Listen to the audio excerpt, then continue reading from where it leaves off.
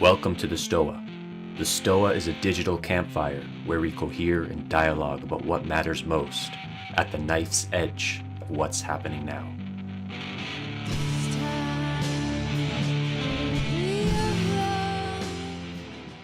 In particular, I think that the situational awareness of organizations is taken for granted when it's actually a really remarkable thing. Individuals can make sense of circumstances, individuals can act. How in the world can information flow in an organization of dozens, hundreds, or thousands of people in a timely manner?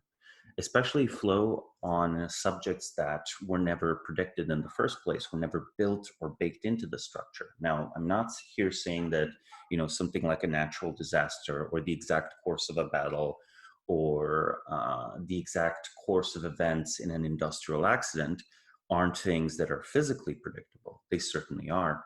But when people set up bureaucratic structures, they, by default, can't foresee all the circumstances. There are too many cases. Where's the special form for, the world is ending.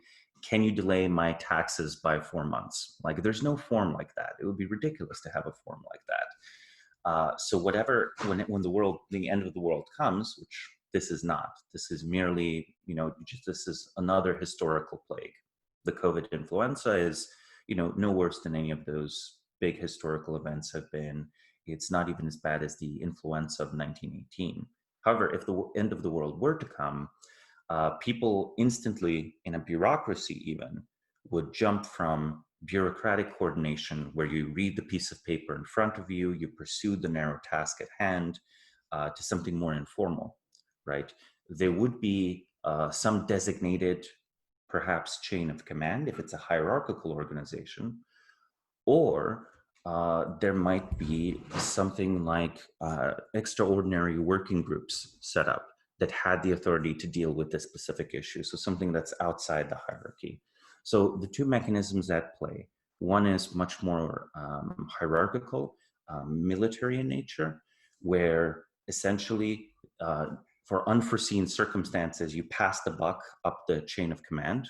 So this would be how, in a military situation, if there are no standing orders, a unit might request for further instructions, just going up the chain all the way to the theoretical, commander of the battlefield. Now, different militaries do this in different ways. There are different philosophies of command, and these have changed a lot through the 19th and 20th century. The key puzzle people try to solve is, how to reduce the decision burden at higher and higher levels of command, because micromanaging the battlefield like a real-time strategy game is simply impossible. Even today with digital technologies, you could possibly just jump into any corner of the battlefield and see what's happening there via camera, audio, and so on. But you're still a single person, you're still a single mind. You can't make all of these tiny decisions all over the place. Even with something like information processing, such as machine learning, I think it's actually constrained by some of the same features that constrain bureaucratic reasoning. All artificial intelligence systems today that are in wide use rely on big data. They rely on a vast training set of examples to make sense of situations, and often give anomalous and anomalously bad advice or outcomes in fringe situations. The reason that an artificial intelligence can beat a master Go player today is because it can play billions, if not trillions, of games against itself. Every edge case suddenly is not this rare unitary event, but something with thousands, tens of thousands, millions of instances of that exact case playing out in various minute details and variants. A bureaucracy is best suited to dealing with something that happens 100 or 1,000 or 10,000 times in a year. It is worse suited to deal with something that happens once a year, or even worse, something that happens once every 50 years. An artificial intelligence is actually, in a way, worse. It's very good at dealing with something that happens 1,000 or 10,000 times per second. Now, because of this, even on the modern battlefield, the artificial intelligence, while helpful, can't necessarily make sense of everything that's happening, nor can a general make sense of everything that's happening. So since, I think this was early 20th century, or actually, no, I think it's 19th century, the Prussian general staff and modern descended militaries have had this directive. You have an overriding objective as a local commander. We won't tell you how to do it. You are just empowered to do whatever is necessary, right? So there are, in fact, then a chain not just of strict obedience of orders, but a chain of judgment calls going up the hierarchy. And then the quality of that chain of judgment calls, whether I defer this up or whether I attempt to solve it myself, and how exactly do I solve it, then depends on the quality of the people in the chain. And that's inescapable. No process, no procedure is going to abate that. Now, in non-military contexts, you often have a very similar situation, such as the organization of the people who were helping to build the big concrete sarcophagus that now exists around the Chernobyl power plant. Can I just have a show of hands of if people know what I'm talking about, people know enough about the Chernobyl disaster? Okay. Well, in that case, I'll just summarize it in one sentence, but I'm glad everyone knows. Basically, Chernobyl power plant was a nuclear power plant meltdown in the 1980s. And one of the efforts to help deal with the disaster was simply bury the whole thing under concrete. However, this open reactor with an open nuclear fire, right? It was just a fire. It was constantly emitting radioactive particles as the reactor itself had melted down. It was very hazardous work, especially initially. And it was hazardous, up to the point of many of the people working on it dying. Some were volunteers, some were ordered to do it. It was an improvised group. It wasn't just a military group. But during that period of work where every command or judgment call might mean another worker is dead or another worker lives, one becomes, a hero of the Soviet Union after death, and the other one might enjoy their medal. Enjoy. That in that situation, they had this chain of judgment calls locally, right? Now, I've described in detail the sort of chain of command structure, this kind of military structure and logic. I tried to sketch out an argument for why I think artificial intelligence does not remove the need for it, because it's bad at dealing at outlier events. So we have to maintain human judgment there. Now let's talk about informal working group. Now let's talk about working groups. Organizations can sometimes achieve situational awareness because they understand that, no, actually, even if we have good judgment calls, even if our processes were somehow sufficient, we just are not built for this. Yet our organization as a whole is expected to do something about this. And in that case, you go through your entire staff. You don't necessarily think about seniority. You don't necessarily, think about what the normal channels of command are, and you build a parallel structure. If you are very lucky, and if you're operating in a culture of high integrity and honesty, you can appoint something like a committee to truly solve a problem. But as we know, the federal government or any corporate organization is filled with committees and subcommittees that function more as reputation laundering factories, these like avoid responsibility rather than taking actions. But the reason it's littered with committees is the following. The failure case demonstrates the use case. An organization is expected to do something that its normal bureaucratic structures, hierarchical structures do not handle. The leadership either does not wish to handle it or wishes to handle it and says, this is not a normal problem. We're going to resort to extraordinary means.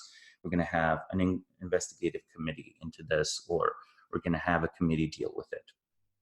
And then that committee is composed allegedly on the basis of expertise. So in an interesting way, in a deep sociological sense, the chain of command and hierarchy is implicitly resting on individual authority. Meanwhile, the committee structure rests implicitly on knowledge, right? Supposedly technical expertise. Sometimes disinterest if we go all the way to a legal court, but that's not really necessary. You can have an interested committee. The committee might be called a board, for example, right? It would be silly if a board had no stake in the company it was managing. So there's, in fact, variation, interest versus disinterest. So if I would say the true fundamental claim there is knowledge, and that there is, of course, a distinction between knowledge and judgment, right? Knowledge can be held collectively. I think judgment cannot be held collectively. It comes up to being a single mind's decision eventually. Now, there are some interesting prerequisites for making committees work. I think that they require a high degree of professionalism, where by professionalism, I don't mean just a code of etiquette. When you go see your doctor, you're not Bob and the doctor is not Alice. You are the patient and the doctor is a doctor. And all of us know how that interaction is supposed to look. To a lesser extent, we all know how a relationship between a client and a lawyer work, right? The reason is not because we intricately understand, it's not because we intricately understand the detail of them as human beings. It's because we understand what a functional social role is supposed to be. Now, the social role might not be quite as functional, but we understand what it's supposed to look like. It could be that in a society, the relation between doctor and patient is, it's dysfunctional. Perhaps it causes a lot of misdiagnosis or something. However, everyone in this society understands how to play those roles. Now, there should be an understanding that if you are appointed to investigate something extraordinary, professionalism and your LARP expects you, there's a LARP in this, right? The doctor is LARP being short for live action role play. You are role playing that you are not Alice and not Bob, rather you are a doctor and a patient. You don't need to understand the intricate details of each other to interact and get the business of the day done. And I think for a committee member, well, when they're wearing their hat as the committee member and this body has been assembled temporarily or permanently to make decisions, you have to actually not think of your interests in the old hierarchy and the old bureaucratic process, where bureaucratic process is, again, this breaking down of tasks of a complicated world into a series of simple scripts, right? One way to think of a highly bureaucratized environment is that it's almost a piece of software where pieces of code are executed by all the individuals stacked neatly into a role. A lot of things we might think of as non-bureaucratic are actually bureaucratic. For example, the assembly line, highly bureaucratic in this usage of the word, because when I put in the door and the car rolls a little bit further and someone puts in the windows into the door, I don't think or necessarily know everything about the construction of the car. I know what my job is, and I do that part. I'm not taking responsibility as a craftsman would to build the entire car. It's much more economical for me to just take responsibility for, I will put this door in. Now, whether the car is any good, whether the assembly line is efficient, that's really not my problem. In a similar way, I'm just filling out the A40 form, and whether my federal agency or my company are doing the right thing or doing well, in a sense, that's not really my responsibility. So one has to exit that mindset. So if you're pulled from the assembly line or pulled from the bureaucratic structure and placed into such a body, you suddenly have to be proactively investigating, seeking knowledge, and presenting it to fellow committee members to reach an actual decision. That's the first prerequisite. This professionalism is very emotionally and intellectually challenging because it puts you out of the default role.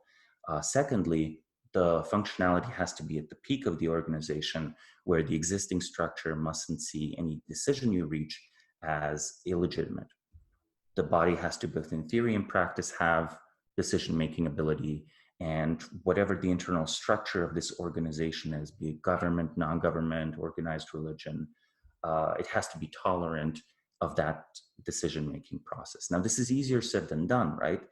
You might have, say, a government where you create a consultative body, and before you know it, the consultative body has the real power and you've been removed from power. Most people in power will avoid this outcome. Some very far-sighted people might decide this is a good outcome because they fear that they will fail succession problem. If I'm being a little flippant and if I'm simplifying it a little bit, the evolution of the English Parliament was very much like this. A consultative body becoming a true legislative body, becoming eventually a ruling body with even executive powers being vested in the hands of a new office, prime minister, selected from among parliamentarians. Now, of course, the prime ministerial office itself is no longer a committee, but still, committees are these very powerful objects, partially because they can make sense of unusual circumstances. They can be hollowed out in a second way. So one of them is being overridden by an existing power structure. The other one is bureaucratization, where instead of it being, say, if you inflate the committee massively, it is, in terms of social technology, basically the same thing as a Senate or as a Congress or as a parliament. In a smaller size, it could be a group of 4 or 5 friends behind a table making sense of things. It gets harder and harder to manage and keep functional the larger it is, but with additional social technologies such as expectation of public honesty, such as investment in direct persuasive ability rather than persuasion of the audience, you can scale it to maybe 100 people or maybe even 200 people. We need to understand that, the parliaments and congresses of the 19th and 18th century were not like the congresses and parliaments of today. It was essentially 200 of the country's most powerful and wealthy people gathered in a room deciding what to do. One would make a speech, and the speech would not persuade the country, it would persuade the other congressman. When's the last time that you saw a congressman in the US change their vote on the basis of either rhetoric or a logical argument delivered on, the floor?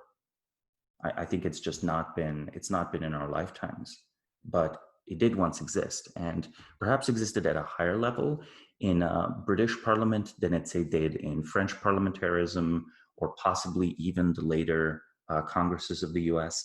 It certainly was there for the original Continental Congress and, for the gathering in Philadelphia, when the Constitution was set up. All of these things that today are read as these, intellectual artifact, the Federalist Papers, the Anti-Federalist Papers, all of that stuff, that was just part of practical political debate.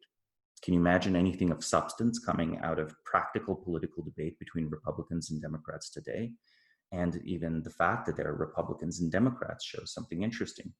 It shows that you have perhaps a poorly functioning, but a hierarchical command and control structure that determines the vote. In this sense, it's debatable whether Congress even is a true committee in the sense that I was talking about committees earlier. So bureaucratization, proceduralization, and new hierarchies can overrule the committee body, can cause it dysfunction, can disassemble it. So you have to allow for it. Now, dealing with disasters, we then have always the suspension of bureaucracy, followed by a chain of judgment if it's highly functional, and a chain of merely controlling action if it's a little bit dysfunctional, so a hierarchical structure.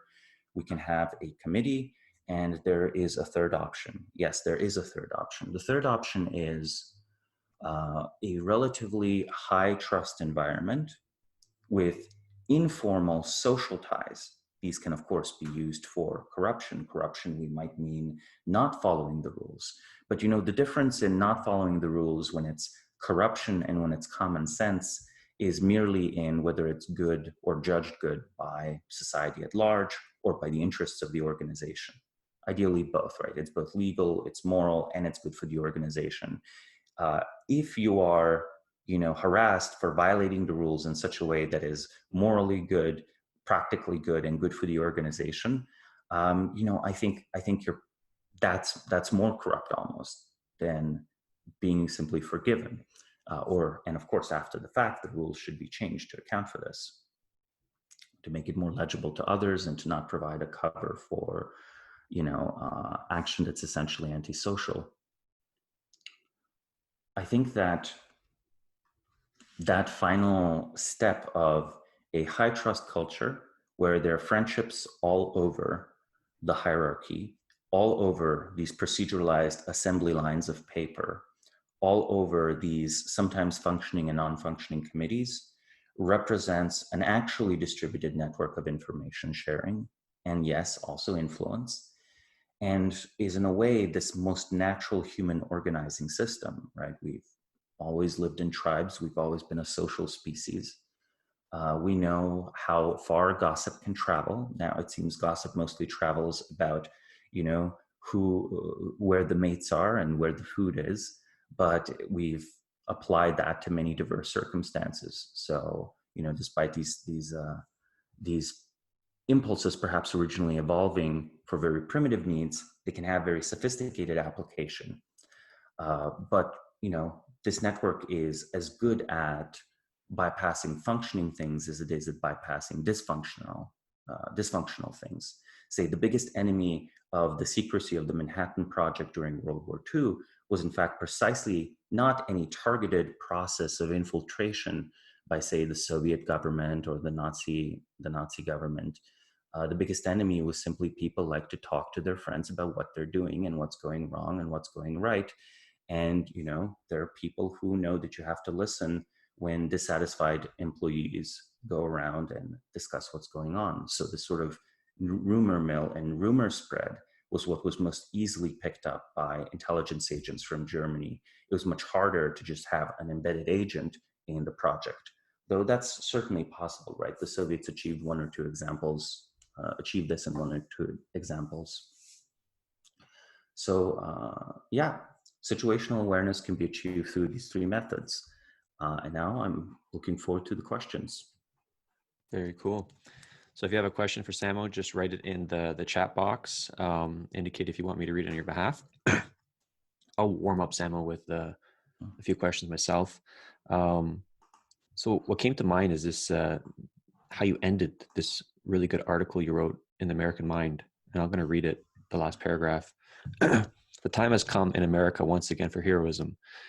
Don't worry about credentials or prestige. Don't worry about party affiliation. Find the brave and the smart and hand them the keys to the ignition as fast as you can. Your boss can fire them later if need be. And yes, maybe he will fire you too. Who can afford to care about job security in a plague? Love it. And so I just want, maybe if, do you have any additional thoughts on that? And I have a question to follow up. Well, that article is nearly a month old. And at the start of the article, I was, unfortunately, there's a less elated, a less positive, a less, interesting line where I said that in a few months, there will be tens of thousands of dead Americans. And some people who read this are like, Sam, are you really comfortable making that prediction? And I very much was comfortable making that prediction. So I had assumed the hierarchical structure of the CDC had failed. I had assumed that the executive structure of the US had failed. So it was not, the presidency was not going to effectively handle an extraordinary situation, though arguably that's one of its functions. I certainly was not expecting intervention at a government or non-government level. So the fastest intervention that can work with a 6-day doubling time, right? Even though, of course, in the wild, an exponential is never an exponential. It's always broken by some things, right? I still think, the doubling time of 6 days was very instructive. In optimal conditions, you might have it, the number of infected might be doubled every 6 days. In such circumstances, I don't think bringing together committees or the informal network of influence and information are fast enough. So what I thought should be done is individuals should be appointed just with the authority to handle this specific issue and no other. And rules should be suspended so they can do what need be and bring together whichever agencies need to be brought together to do particular steps to do things such as, if it's the right move to acquire a lot of ventilators, do that. And one of the requirements for such a person to have good judgment was actually an overlap of good judgment and knowledge, right? So they actually have to be knowledgeable, right? They have to be smart and brave, because timidity, I think, is like one of the great curses of people with knowledge, especially today, because in many ways there is a negative selection for it, right? Sometimes in many positions throughout, say, government and society today, being strategically ignorant of what is inconvenient to know actually reduces your organization's liability, right? So that needed to be like firmly bypassed because in the US, perhaps more similar to China than would be comfortable, testing was not readily available. And perhaps it was, a disaster. Perhaps it simply was that no one was prepared, or simply they didn't want the numbers to be too high, at least at first. They didn't want to panic people. And I think the second interpretation, that they just didn't want to panic people and were downplaying it by limiting the testing, I think that's quite plausible. Mm. And the word that was really salient for me was heroism. And then your distinction about live player, dead player came to mind as well. And I really love that distinction. So maybe you could elaborate what that means. And when I feel into that and reflect on that distinction, virtue comes to mind. Because as you know, Stoicism is about living a life of virtue. So maybe you can kind of elaborate on what that distinction is, and maybe how being a live player relates to being virtuous. Well, the distinction I introduced in one of my articles between, live and dead players is the distinction between someone that is following a script, a preset pattern of behavior, and someone that is adapting actively, that is adapting creatively to completely new circumstances they've never encountered. A dead player in a strategic sense might be an individual or organization that, however highly effective, has this limited repertoire of responses. A live player will attempt things, sometimes in a very costly way, that have never been done before. So you might have, a highly effective dead player, a simple script of moves on the chessboard that you are supposed to take, if-then sentences, essentially. And a live player might still be relatively bad at winning a chess game against such an automated system or scripted player. But live players become, over the long term, the most robust to change, because unpredicted things always happen. Narrow optimizations are revealed to be narrow. So stuff that lasts longer, individuals that adapt more dynamically to disruptions, that's sort of in the direction of live players. Now, for an individual to be a live player, I think it requires several virtues. One of the things is bravery, where I think one of the basic flaws of human thinking is that we often don't want to know that we don't know. We are often afraid of changes, unpredictability, risks. A live player consciously understands risks and undertakes those risks. If you ever feel that you are completely safe in a way, not in a deep philosophical, but just in a practical way, completely insulated from financial, interpersonal, health risks, it's very likely that you're overloaded on risk. It's likelier that you're not paying conscious attention to all the ways in which you are risk-taking, and are, pushing that into the background, out of awareness. If your control panel, all the lights are blinking green, there are two possibilities. One is everything is well, and the other one is your control panel is broken, right? And, it's the case that there seems to be some type of self-deception here. And it can be addressed partially through bravery, through sort of not being afraid of realities as they exist, if I emphasize the virtue there. Another one might be self-honesty, again, where you don't focus on the gains that, fortunately or unfortunately, being strategically ignorant can bring you, and you choose to embrace knowledge, even when somewhat costly. And I think number 3 would be being capable of living in society without being that constrained by societal norms. Let me explain. Following the inner logic of the societal norms rather than the letter. So the spirit rather than the letter of the social, interpersonal, moral, societal, political, religious law of whatever society you happen to find yourself in. Because the fact is, if you are incapable of doing that, right? If you're incapable of mostly following that spirit, and you follow the letter, you can still live fine.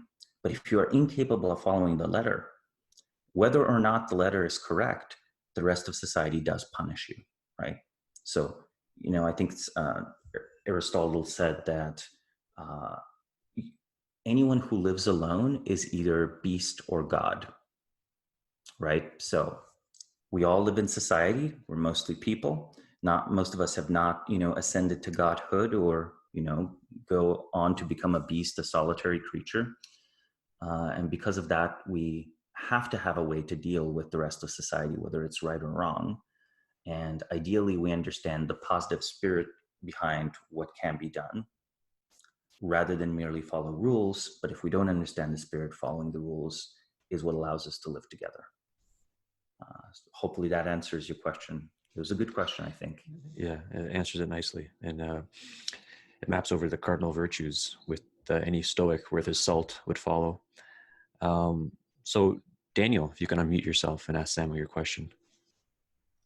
Yeah, I'm still processing what you just said, because I'm starting to think that to some extent, due to social isolation, people have been pushed one or two notches closer to the beast or the God end of the spectrum. And my question has something to do with that. I feel there's maybe this latent potential energy in society right now that doesn't really know where it needs to go. I framed it based on what you said earlier. When you force people to work from home, this partially breaks the myth of their roles and their professionalism, and it reduces our LARPing tendencies. So I guess just generally, what sort of opportunities do you see emerging from that? I think what I would be most hopeful of is a culture of I will do what I can do, and I will be acknowledged for doing what I can do, where we go one click away from proceduralized distribution of tasks, where it's my job to put the door in the car, and it doesn't matter if the car already has an engine or not, to I'm taking responsibility for not necessarily the whole car, but the safety of this door. And I'm also taking responsibility for spotting what is wrong, if anything is wrong, and going to talk to the engine guys and ask them, should we stop the assembly line? There seems to be no engine in this car. I think our society is too mechanistic and too bureaucratized overall, the way it's currently structured, for us to go more than a few clicks in the direction of personal judgment and responsibility taking, where I have to say something. When I say responsibility taking, I'm not saying that it's always upon the individual to take responsibility.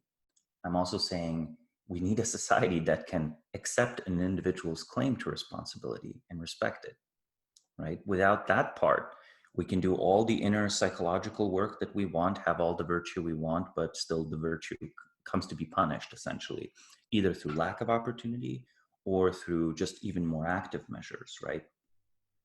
Which is why in the essay, the Annoyance or Armageddon essay that Peter cited, I had straightforwardly said, yes, your boss might fire the exceptional person you hired when the crisis is over, and yes, they might fire you. So I'm saying, yes, you're going to have to internalize the cost. I'm not saying, yes, you should have internalized the cost, but whether or not it was, your duty to internalize the cost or not, such as, that's the way the cards have been dealt to us in society. I think so. I would say that the upward potential then is capped by the very mechanistic structure of the bureaucracies and the limited ability of culture, especially company culture, work culture, to accept the taking of personal responsibility, right? Where it's seen as initiating a turf war, essentially, almost always. So I think that limits it a little bit. I think that there is a lot of opportunity for people to ungaslight themselves in a way. So I think there'll be a lot of people who, if they are in an economically privileged position already, will realize that they are unhappy with their job in important ways and will quit and find something else, hopefully something more productive, possibly even decide to create new things. But again, I do have to emphasize this is, a smaller class of society, the class of society that can afford leisure. For most people, if they lose their job right now, they will have to find another job. And this, space for reflection, personal growth, personally driven creation is notably undercut by those circumstances, at least in practice. Like in theory, I think, or for particular individuals who are outliers, you can definitely, even under conditions of economic deprivation, achieve such results and find and figure out new ways in which you can deploy your judgment and perhaps find a better hierarchy of judgment to work in than the current one. But I'm just saying, which outcomes I think we'll see or won't see. I also think remote work is unfortunately going to be followed by remote surveillance. So I think what's going to happen is, instead of us allowing workers to work on their own matters at home, what's actually going to happen is everyone's going to accept that if they're working remotely, your boss has spyware installed on your computer, but only during work hours. However, how many jobs have we had where the work hours are perhaps significantly fake? And to stay sane, you have to do some non-work things while plausibly pretending to work. I think that a lot of the jobs in an industrial economy are like this, unfortunately.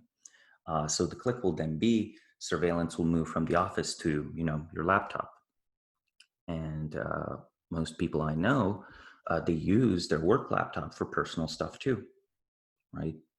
And the observation at home will suddenly be normalized. So that's a negative outcome, and that's more societal than individual. But I hope I answered your question, Daniel. Yeah, you put some names to my fears. Thank you. Samo, are you good to stay about 10 minutes after the hour? Yes. Yeah, okay. Because we had a lot of good questions. So if anyone has to leave, they can leave anytime they want. This will be recorded and posted on YouTube. Yosho, would you like to unmute yourself and ask your question? Oh, sure, thanks.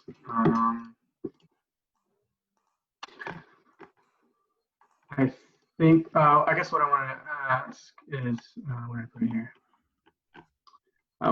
Basically, what do you think about the trend of qualitative, quantitative risk management and safety culture in institutions? I mean, it's paralleled in society as well, safety culture, but it's also prevalent in institutions. Are there similar criticisms between safety culture in society and in institutions? Well, cultures can have different safety settings, right? Different safety cultures. I think looking at Japan and comparing Japan to Italy or to India or to Britain, you're going to find some very different defaults that pervade all of society. If you have a lost object, the object is notably more likely to be returned. If you are in a public space, mask wearing is completely normal and normalized. I think in the West, if someone's wearing a mask, whether they have a cold or a flu, I'm not here talking about deadly influenza, I'm just talking about everyday ailments, it's considered strange that you're wearing a mask. It's unusual. What do you have to hide? In a lot of East Asian societies, the norm is more like, oh, you're probably sick and you're trying to keep us safe. Or if it's China, it's like, yeah, I know the air pollution is really bad. It causes me breathing problems too. It's fine. So I think in Japan, the air is fairly clean, at least for a Western style industrial society. So I think the people are wearing masks implicitly to protect others. And I think this is culturally understood. Additionally, it's understood that if you see an object in this is less good for disease spread. You should not be touching strange things. You don't know where they are. But there's a pro-social element where it routinely happens that children might lose small, completely irrelevant toys in, say, a supermarket or something, and yet these are brought to the lost and found desk. Like that is interesting. It suggests that the belief is that the level of trust is so high that it's worthwhile to bring something to the lost and found, or go check to the lost and found, because both the person seeking for the lost item and the person finding the item, they both believe that they'll do what they're supposed to do, right? So it's worthwhile to go to Lost and Found versus buying the kid another toy because you have such high expectations of the behavior of your fellow citizens. So I think that's a direct analogy of safety culture. I'm also going to say another thing. When the Fukushima power plant, accident, disaster, you might call it, happened, there were a lot of calls from the elderly who were previously workers at power plants, at nuclear power plants, who volunteered for the hazardous work there. That is a remarkably high level of social conscientiousness. And that's because I think despite all the issues of having a structurally old society, the elderly in Japan are loved and respected, but also they, the elderly themselves, think of the rest of society as their children, their grandchildren, their true responsibility. So the level of overall orientation is, there's a nice mutualism between generations. And I think in the US, unfortunately, the level of mutualism is low. I will say it's higher than people think. There was a lot of, online, there was a lot of negativity about, say, boomers versus millennials, or now Zoomers, Gen Z. But I think no one wants their grandma to die. No one wants their dad to die. So people are trying to do the right thing during the COVID crisis. We don't do as much of the right thing as we could do in Japan, or as perhaps they're doing in Israel, where in Israel what happened was a lot of the very young conscripts, they have a conscript system, people who are 19, who are 20, sometimes I think even teenagers, have been sort of, conscripted and are now working various jobs that are related to keeping spaces sanitary or taking care of the sick, because they themselves, even if they lack the right medical training, are basically, they're going to be fine. They're not going to die. They're not going to be permanently scarred unless they have some particular condition. Like the death rate is really low for people under 20, as is the complication rate from what is known. So that's an inverse, right? In Japan during Fukushima, the elderly volunteer and are used to work in these ways, and the rest of society honors their sacrifice because it's understood that, the reproductive damage comes first from radiation. So if you're exposed to a lot of radiation, your first biggest risk is birth defects for your children. Your second risk is cancer, but cancer takes 5 to 10 years to develop. Okay. Your third risk is super high doses when your teeth start falling out and your hair starts falling out. But these levels of exposure, the elderly are in theory better off for number one, and to a lesser extent, even number two, because the total amount of cut lifespan is going to be 4 or 5 years instead of, say, 40 or 50 years if you develop cancer at different stages in your life. So to be fair, depending on the type of cancer, a younger person might have an easier time surviving chemotherapy and so on. The details and the realities of the particular challenge matter, such as young people's resistance to COVID. If that's not true, then it's foolish to expose basically young adults. But in another way, isn't that like, the openness and the willingness to have young people engage in direct pro-social action, or the elderly engage in direct pro-social action? That is safety culture too. I think in America, it's hyper-individualist. So we're uncomfortable with being like, well, this portion of society by chance or nature has an opportunity to do something good here and perhaps engage in some amount of sacrifice. Do we allow them to do it? I think there's a discomfort of saying, yeah, any particular demographic is now allowed to do this, or even implicitly expected to do this. I think we don't like to think about it in those terms. So these are more one step away from your question, but I think this is the closest I can think of something like safety culture shared to a whole society. But yeah. Cool. Kalim, you have a question? Yes, thanks, Peter. Hi, Samo. Good to see you. Yeah, good to see you too. When you were talking earlier about the different sorts of authority structures and their transformations and evolutions, I was wondering if you had considered the relationship of those sorts of transformations to any cyclical theories of history or cyclical theories of governance. In particular, the one that came to mind was Ibn Khaldun, but perhaps other cyclical theories like Spengler's. Mhm. Just curious if you'd given any thought to those sorts of dynamics. Thank you. Yes, the dynamics I was describing are more organizational than society-wide, but I think there's certainly, there's certainly society-wide cycles. I think the ancient Greek concept of the kyklos is interesting, which was studied both by Polybius and Aristotle, which proposed that the forms of government go in a cycle, right? In Aristotle and Plato's rendition, I think it starts off there's monarchy that turns into tyranny, that is overthrown by aristocracy, that turns into oligarchy, that then becomes a democracy, but then ends up being a dysfunctional tyrannical democracy. And then the cycle restarts. You're right back to the setup of a tyranny or a monarchy. This was based on the observation of the dynamics in hundreds of Greek city-states in their time period, which are, it's an interesting political science experiment, isn't it?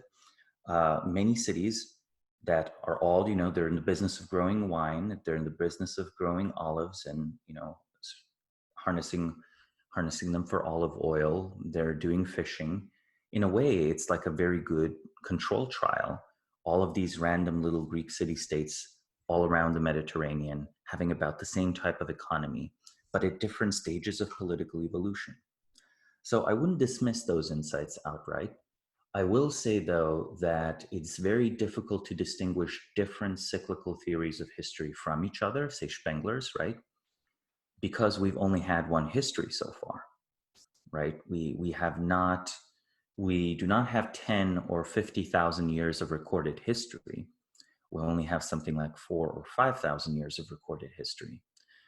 Any sort of cyclical development might just be outside of our view. Any sort of cycle on the 10,000 year timescale. If I evoke some association to the Long Now Foundation, where I also have a position, is not something that we can yet observe.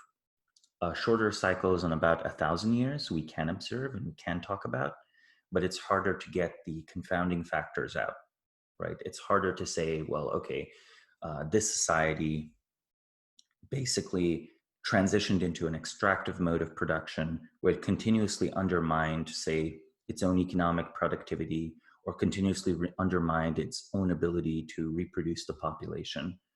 It's hard to distinguish that explanation from, well, the climate shifted and the growing season was shorter, right? It's very hard to distinguish those two because those two will usually coincide, right? There'll be natural induced scarcity, and natural induced scarcity will then be followed by additional artificial scarcity. Hope that somewhat answers the questions, Kaleem. Cool. So maybe we'll sneak in one more. Jason, would you like to read your question? Sorry, I done a mute there. Can we make a distinction between safety culture versus a culture of responsibility, given that health and safety has become the principal mechanism of infantilization in our society? Yeah, I think that the point about infantilization through medicalization is interesting. I would also point out that the medicalization of issues is often an authority grab or a power grab. Pretty straightforwardly. There's some extreme examples. Like you saw in the Soviet Union, there used to exist a psychiatric diagnosis called sluggishly progressing schizophrenia. Sluggishly progressing schizophrenia had two symptoms. One was you're questioning the rule of the Communist Party. Number two is you might not yet have any other symptoms of schizophrenia, but will put you under 6-month observation in a psychiatric ward. I'm just going to point out there's a dark beauty to what I just described. Think of how much more elegant that is to get rid of a dissident than, say, putting them in a gulag. You put them in a gulag, they're going to write these tearful, terrible, moving memoirs, and then you're going to martyr them. You declare them schizophrenic, well, it becomes dubious, right? Someone would be, have you read this interesting samizdat? And someone else has said, oh, I thought he was locked up in the loony bin. And the other person is like, no, the Communist Party caused that to happen. the terrible part about this is, you know, the person might actually be a schizophrenic, right? If you were in, you know, communist Russia in 1982 and you're schizophrenic, do you have delusions of persecution from the Communist Party? You might, even though there's real persecution happening. That's an extreme case, however, and mental health is always questionable. So a lot of what I would question in our own society is the overdiagnosis of depression, where what I do believe is there are many people who are feeling miserable and have a lack of meaning in their life. But I believe we tend to pretend that this is some mysterious society-wide mental health crisis, rather than perhaps society has structurally made life ugly and unlivable for significant portions of the population. So the medicalized response is very interesting. It is a response of the authorities to you as an individual, rather than perhaps a response of the authorities with society, or even the authorities with society, right? And another one is medicalization implies you should internalize the costs and listen to someone outside of you, versus, you know, a more creative or collaborative frame where actually you should internalize the costs and you are the ultimate decision maker, or we should externalize some of the costs and decision making is made together, or perhaps at least, you know, you're being told what to do, but you're also not paying the price of what you're being told what to do, right? So you could also have a social contract that goes more in that direction, and that's been attempted by some of those countries. So I think that safety culture versus responsibility culture, I think, you know, you can never have a bureaucratic rule set that covers all details. All functional safety cultures have to be responsibility cultures. Unless you have a bias towards, it is my responsibility, there is no accident here, or there is no disaster here, it will be much too easy for events to slip through where it's no one's responsibility to make it go well. So it's better to have an overly developed sense of responsibility, proactively fix things, and be grateful to others when others proactively fix a problem you were supposed to fix, and have it be that them doing that is not bad for you. That, I think, is the only way to develop a real safety culture, either in an organization or at society at large. All right. So I think that's a good point to end. I'll make some closing announcements in a moment, but Samo, do you have any closing thoughts? Anything you'd like to leave us with today? Well, I was very grateful for the thoughtful questions. I think that one of the things that's often neglected is the overlap of the personal emotional life with the social interpersonal life of small scale, with the large institutionalized life in society, right? Things like hospitals, prisons, governments, they shape water cooler conversations, families, church communities. These shape the individual emotional life of people and what motivates them and how they go through life. The full stack of these developments, that's something I really hope we can all think about more and integrate more in our public discourse, rather than chop it up into, mental health or economics or political science or philosophy. If you neatly pack philosophy or political science or economics into its own little box, well, it's very hard to be a live player then, right? Like, we can only have dead players. We can only operate off of narrow recommendations of scripts, rather than pursuing holistic answers. Right. So I'll make some closing thoughts, announcements in a moment. But Samo, thanks so much for coming on, my friend. That was a lovely chat and some great Q&A. And I was just messaging someone privately in the chat box saying, I love Samo's mind. So I'd love to have you come back in the Stoa and do another session. The plug, a couple of events coming up tonight at 7 p.m. Eastern time. We have the Narcissistic Spotlight. So we're doing this artistic kind of therapeutic blur the line between the two experiment to address our narcissism and shine some love on it. One this Friday that might be of interest to this audience, our buddy Patrick Ryan is coming in, Samo, at 8:30 Eastern time about trauma drama.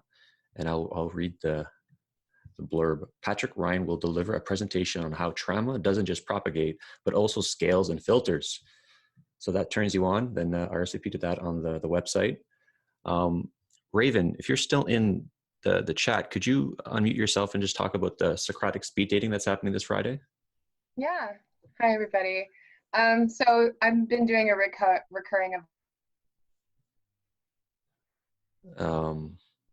Looks like Raven just froze. Oh, you're back. Am I back? Yeah. You can see me.